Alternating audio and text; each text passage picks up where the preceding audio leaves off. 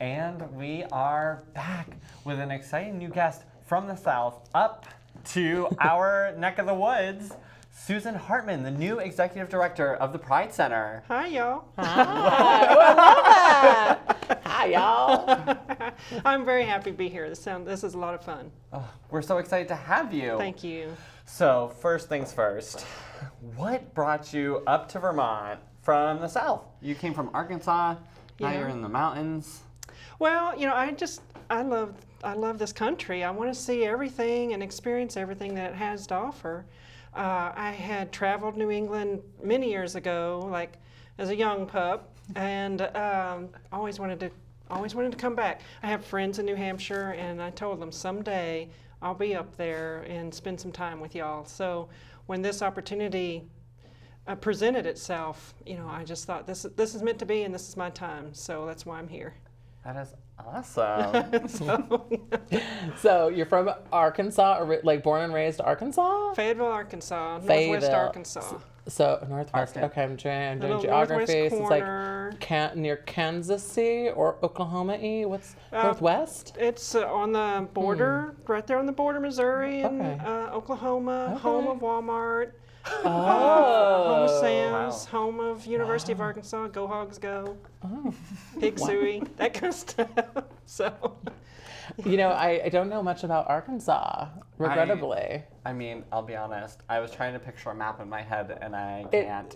Oh, you can't? It kind of looks like an anvil a little bit. I don't even, Do you know where Missouri is? It's above What? Louisiana. If you know where Missouri is at? Missouri. So Missouri Oh, is... I love the accent. Do you know... Okay, so there's like a chef in the United States. The states Just like make one a chef. Okay. No, have you not seen this? There's like Michigan makes the hat. No, it's not Michigan. Yes, it is. Michigan makes the hat of the chef, and then Ohio is the face with the nose, and then there's the stomach, and then Louisiana's the boot. That's all I remember. We're right on top of Louisiana. Perfect. I know Boot where that cuff. is. Oh, There you go. awesome. I mean, I've never heard this. I'm going to have to Google it. Okay, I'm going to show you a map after this segment because there's a chef, and he's also holding a platter, which I've is, never I heard think, this like either. Kentucky's on top. It's like the fried chicken. I don't know. I really hope this is true, and I'm not making this up. Well, geography lessons. There you go. I'm definitely learning some things here. Yeah, a lot I of know. things. As I'm sure you are coming up here and starting this position. Well, you know, it's really neat to learn just different ways people do things, a different way people live, and I like learning about different geographies. So it's been a pretty interesting month. I showed up, you know, and started on May 1st, and it's gone by so fast. But it's been a fun month to spend time up here, and there's a lot of work ahead of us to do, though. So Right. you know, we've started our new fiscal year in July, and we've got a lot of work to do toward fund development. We're 70% funded by federal grants, which so many nonprofit organizations would love to have 70% of their funding coming from federal grants, but it's a place where you don't want to be. We need to develop our individual giving, our corporate giving, and we need to diversify our funding streams just a little more than they are now. We also really need to prepare for the next 20 years. You know, this will be the 20th year for the organization's existence, and we've got to prepare for the next 20 years. We need to speak to our community, find out what the community needs from the center, and then design our strategic plan after that. Yeah. So it's a lot of work. But exciting work. You can Absolutely. change it all up. Absolutely. Well, you know, it's a blessing and an honor to work for my own community. There are so many people who would love that opportunity, and I have that opportunity, and I am grateful for that every single day. That's so awesome. And you've been doing nonprofit work for 30 years now. Since I was 18. Since you were 18. Yes. So where did you start? I actually started out at Crisis Intervention Center. I was one of the first folks to work at the local suicide prevention center in Northwest Arkansas, and spent a number of years there answering the crisis hotline. Moved from there into domestic violence, sexual assault, and then decided to take a break and got a real cushy job at Girl Scouts, where I didn't have to answer my phone at 2 in the morning. So did you get free cookies? Yeah, let's talk about the important thing. I had the opportunity to have as many free cookies as I wanted. Perks. But I didn't. those are some I great didn't partake as much as I could have.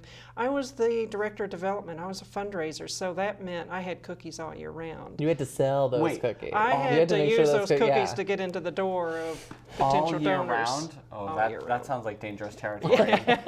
Not a job for me. Yeah, those thin mints though. And I could teach you some recipes. You know, do I smell a cooking segment in our future? Yes. I'll teach you how to make ice cream sandwiches out of Thin Mints. Oh, we're there. I'm salivating right now just thinking about it. We're doing And then, this. Yes. kind of on the flip side of that, I've been a volunteer as well. So I have volunteered and on various boards and in various positions. So I really have lived the community service life for my entire adult life. Right, and such a diverse community. Absolutely. I've had a lot of interesting experiences when I sit there and kind of look back at my time. You know, I've worked with service dogs, I've worked with people with physical disabilities, I've worked with hunger relief. I feel like I've done a whole lot of different things, but it all is geared toward my ultimate goal of saving the world, leaving it a little bit better place than what I found it. I was going to say, that's a big goal. Yeah. Whatever, No. you know. I got it. Save the world. We're here on this earth for hopefully a long time, so Right. it means that we can do a lot of good work while we're here. So is that what started your interest in nonprofit work, was saving the world? You know, I was raised in a home where there was a lot of chaos. I was raised in poverty. I was raised in a home where domestic violence, kind of ruled our days. And I survived that. And I think a part of me just wanted to use my experiences to hopefully make other people's lives better because I had experienced that. I feel a closeness and an understanding of people who are experiencing those problems. You know, I was homeless or home insecure for most of my childhood. And I've lived in condemned housing, and so I know what it means to not know if you're going to have supper the next day when you get home from school. And so I've just always been driven to try and improve this world. And you have such a unique perspective in the work as well, like understanding the struggles that are coming up in each segment, because these are issues that are affecting our community across the board. Oh, absolutely. You know, I worry the most about the individuals in our community who are dealing with unemployment, underemployment, homelessness, and you know, people say, well, with all these new laws, y'all got it made now. We don't. There are some major issues in our community that we still have to address, and there are just basic quality of life issues that we have to make sure that we are addressing and providing opportunities for. That's right.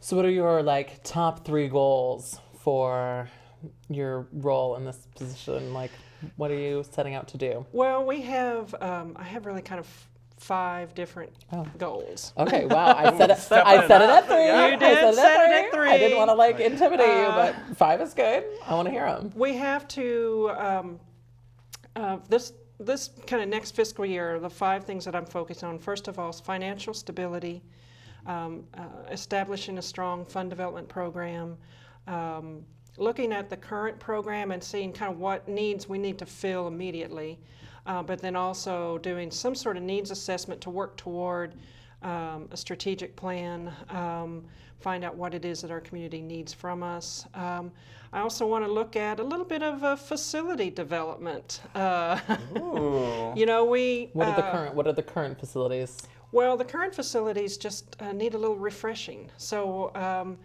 we need to look at who is using our facility, who's using the center, who's not using the center, why aren't they using the building, and you know, kind of do some things. I'd like to see a fresh coat of paint, maybe a few branding graphics, and just kind of brighten it up a little bit, organize it a little bit, and make it a little more accessible to more variety of our community.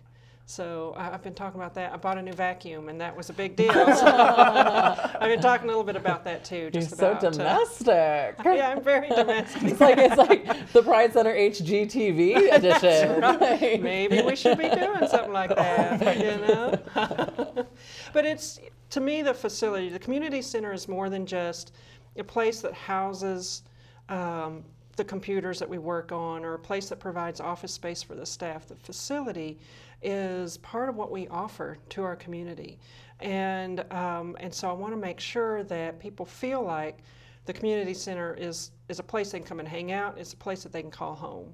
And so we've got to do a few little things to make that happen. Yeah, I feel like when there's an organization that's been around for so long, the education around it sometimes falls off, because you assume that everyone knows everything about it. Mm-hmm. But for instance, I don't think I've stepped foot in the Pride Center. Yeah. So, I mean, that right there, I mean, not that I'm like the be all end all, but I'm just saying, like, you know. Emoji Nightmare has not stepped foot in that establishment. But I mean, you know, I would love to. And I don't know, you know, why would I guess, you know. So and there's that's what whole, we have to ask. You know, yeah. Why haven't you? That's part of what we need to ask, and then to make sure that the reason you haven't stepped foot in the center isn't something that we can change or address. One of the things that we've got to change is just being able to find it. A lot of folks walk by it and don't realize they walked by the center. So where is it? It's at 255 South Champlain Street.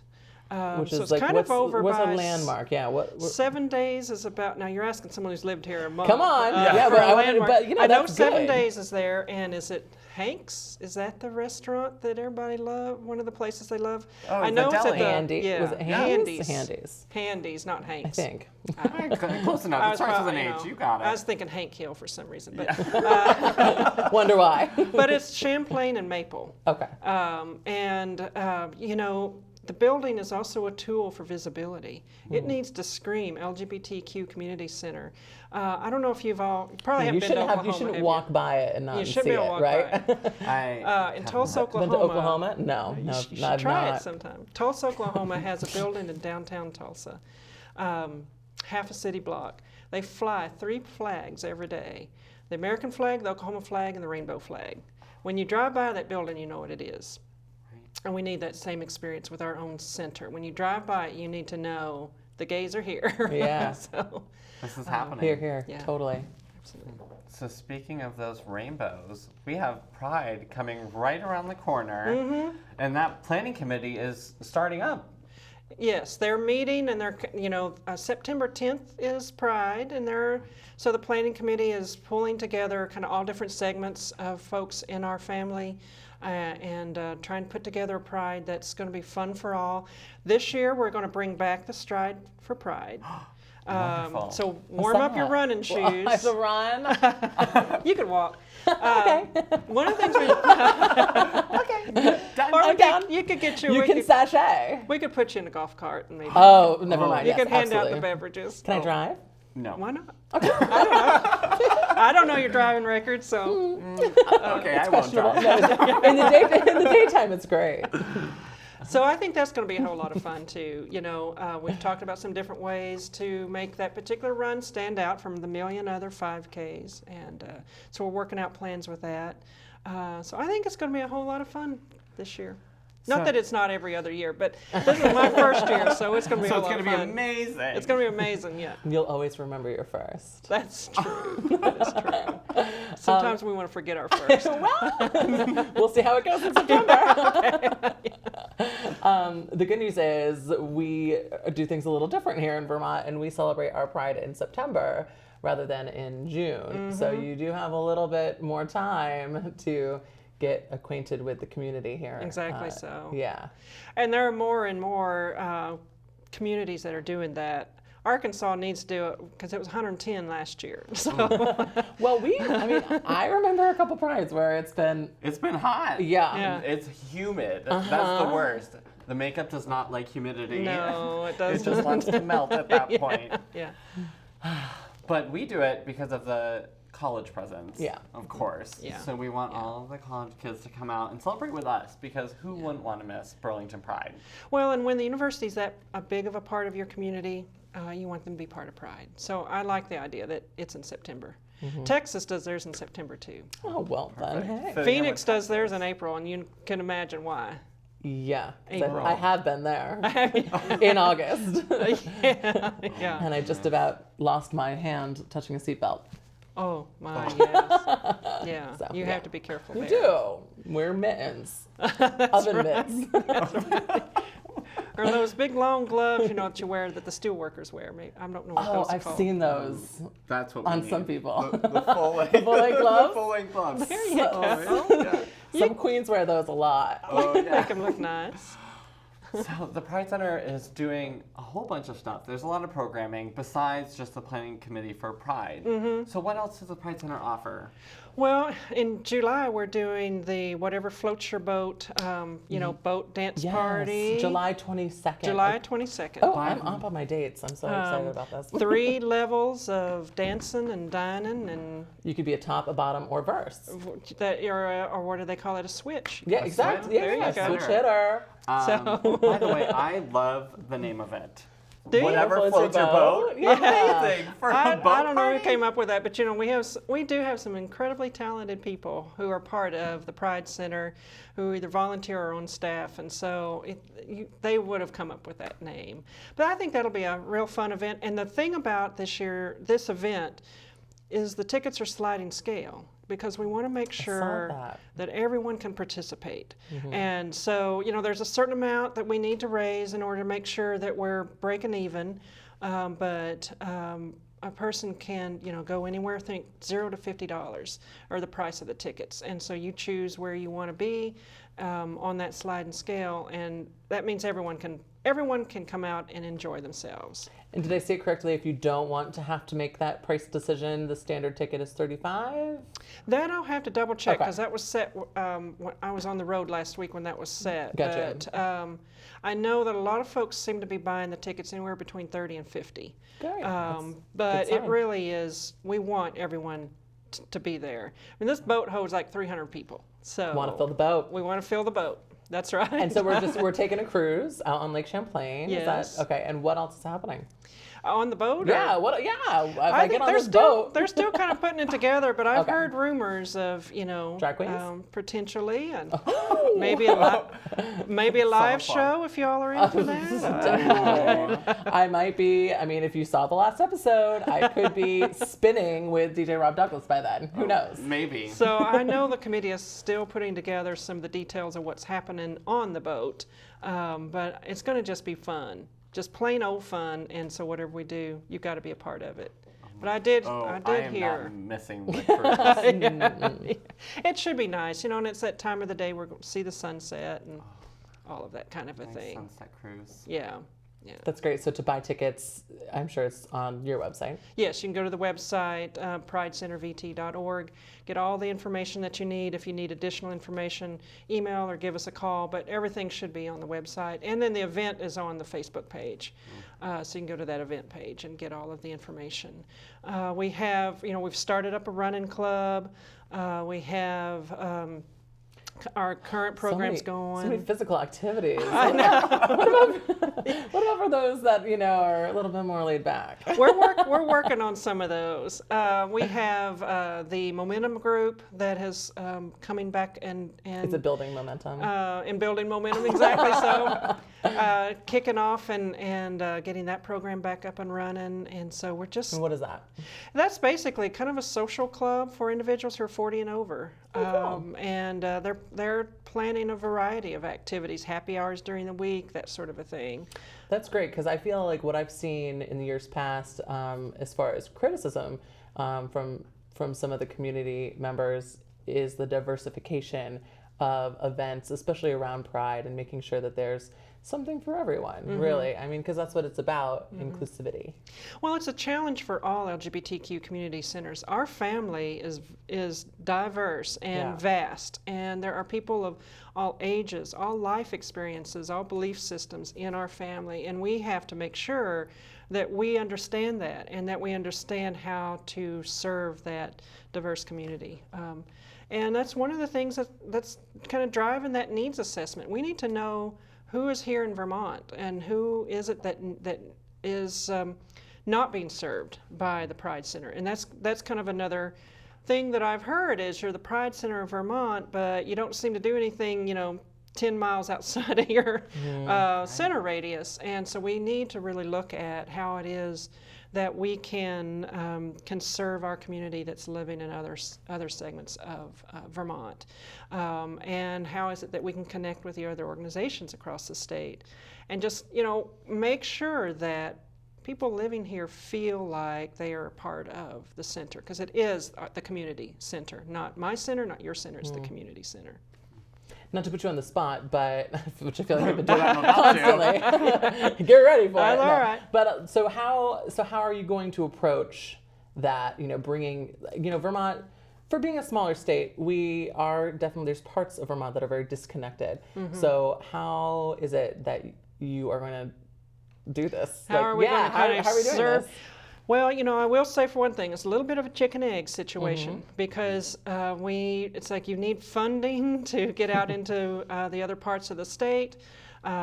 Serving the other parts of the state will help build our visibility so that we have more funding opportunities. So it's I'm hoping that the needs assessment will tell us where folks are at and how it is that they want to participate. Is it a matter of having a traveling kind of program? Is it a matter of satellite offices? None of that we know right now. We just know that it's something we have to address. And the needs assessment is happening. How is that going to be sort of raveled and spread through the community? How is someone going to know to participate in that? We're just now talking about it, so we haven't put together what that assessment's going to look like, how many questions it's going to entail. It's one of those things where we need the information, but if we make it too long, people won't fill it out. Yeah. But in terms of getting it out into the community, we'll use every kind of communication source that's available to us, whether it be electronic, mail, setting up at Pride. Whatever it is, we're going to have to use every opportunity that we have to make sure that people have the chance to be heard. Yeah, and that takes time and so much effort. And so, you're probably going to need all the help you can get as far as volunteers and spreading the word. We're probably going to need kind of, a little core of volunteers that can help us. A street team or something. There you go. Some ambassadors throughout we can get some street walkers. I mean, we can figure it out. Streetwalkers. But it's going to be important, I think, to make sure that we don't just say, hey, it's on the website. If you want to fill it out, go to it. We've got to go and put some real effort behind it. Right. So if someone wanted to get involved and help out with the Pride Center, how would they do that? Well, they can go online, fill out the little contact us form, or they can give us a call. Josie is the individual who is now our development director, and she's trying to fill the role as volunteer coordinator right now until we are in a position of where we can bring a volunteer coordinator on staff, so you can give her a call. That's kind of another thing when we talk about program development, that we're needing to develop our volunteer program so that folks can feel like there's an opportunity for them to plug in. We want volunteers to feel involved, not just used. We don't want you to feel like, well, when they need extra help, they give me a call, but that's the only time I hear from them. We truly want the community to feel like they are a part of the center and that they have a reason to invest in the center, both not just monetarily, but with their time as well.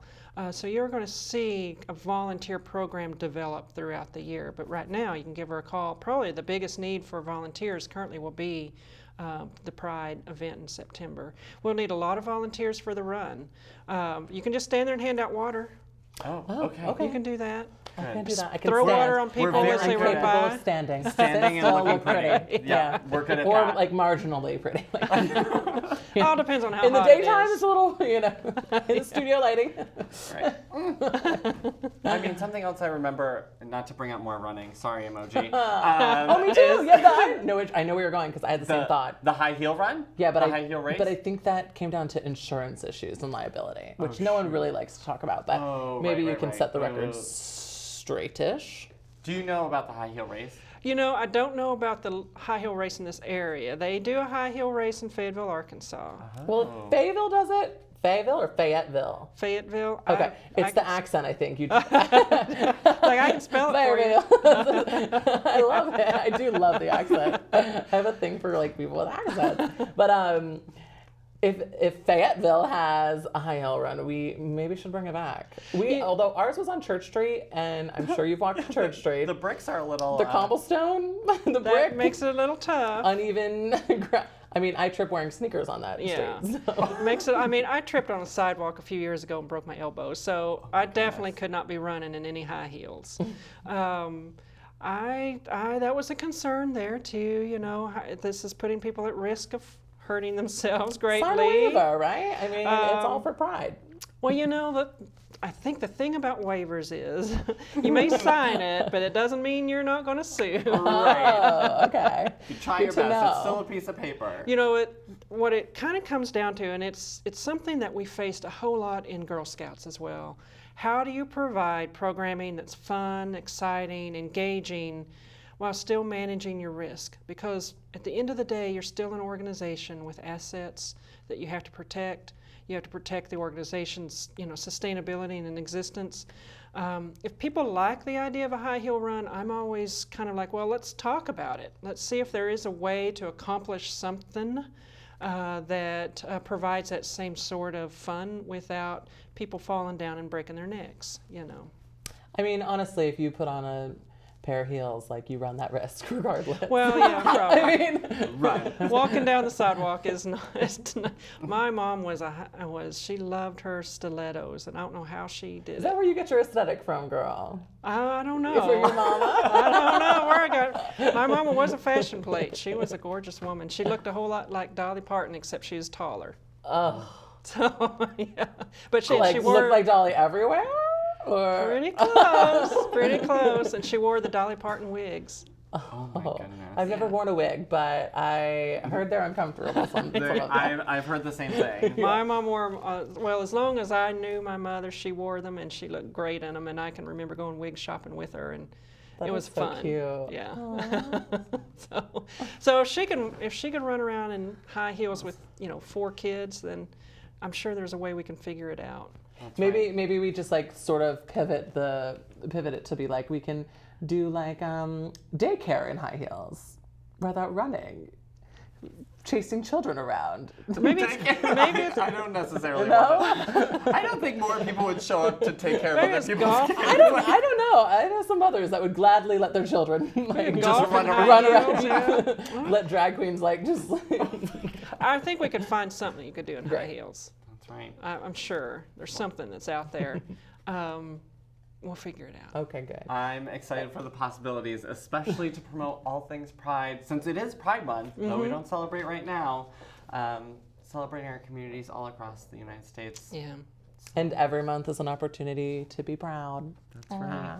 Well, we are so excited for all the Pride events that are coming up, and we're so grateful that you were able to join us on the Thank show you. here today. Yeah, I'm I glad feel y'all like had me there. I feel like you've just been like so warm and just well, I'm sure we've been welcoming. I don't want to speak for us, but like I'm sure like I feel like it's been a really mutual like we've all gotten off on such a good foot with your arrival here in the Green Mountains. Well, it has. I mean, I think the minute that the announcement went out, folks started contacting me, and I really liked that. It was so nice that, I'm still not going to be there for another month. I'm still 1,500 miles away, and people are connecting. And then once I arrived, people started connecting, and just meeting you all at our celebration dinner, and immediately saying, "Well, you need to come on the show." So, that kind of warm and welcoming and community spirit is certainly alive in this area, and it's something that we need to remember that we have, and we need to celebrate it every day. Well, I mean, I'm speaking for the both of us, but I'm sure you'll agree that we are. If you don't, you can tell us about it later. I'm sure she will. That we are just so glad that you're here, and Thank you. I can't wait to see, the transformation that the Pride Center will go through under your tenure. Thank you. Thank Yeah. you all so much. I agree with that. Yeah. Yay!